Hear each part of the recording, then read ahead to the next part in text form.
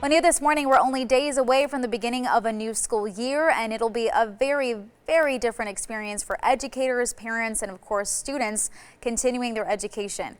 13 Action News anchor Nina Porshukla joining us live right now from Shore Elementary School with how one teacher is preparing for distance learning. Nina?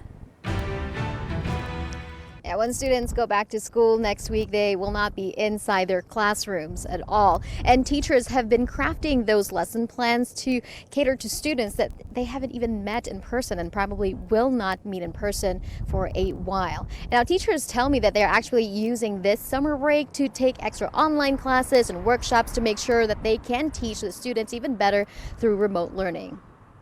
Things like there's just snacks like Kindergarten teacher Kristen Nigro loves her Shore Elementary students so much, she created this giving closet to help kids in need. This was back in December 2019.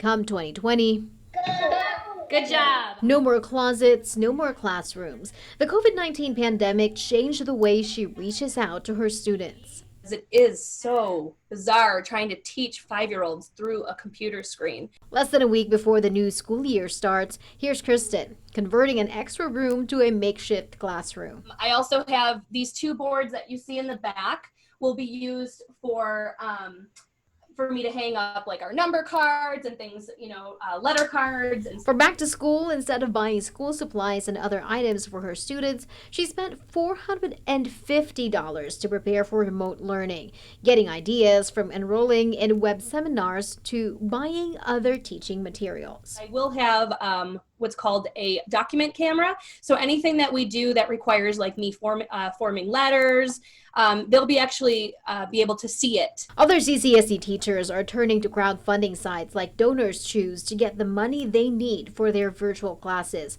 Kristen says the state funds for teacher supply reimbursement was cut to close a hole in the state budget due to the pandemic.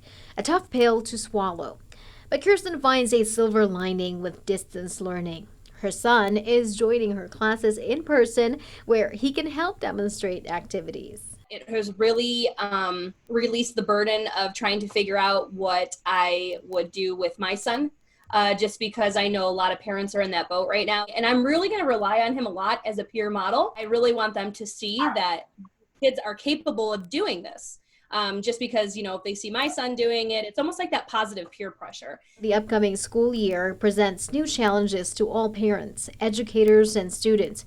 Kristen has a plea. Let's do this as a partnership. In this particular environment, we are not going to be able to do it by ourselves. We are going to rely heavily on parental involvement. And I know it's stressful because they have a job that they have to do as well in order to pay the bills. Buying them like, putty and hiding things so that way they're building their fine motor. And that is so huge because it's those little things that, I'm unable to control. Nina Porshukla, 13 Action News.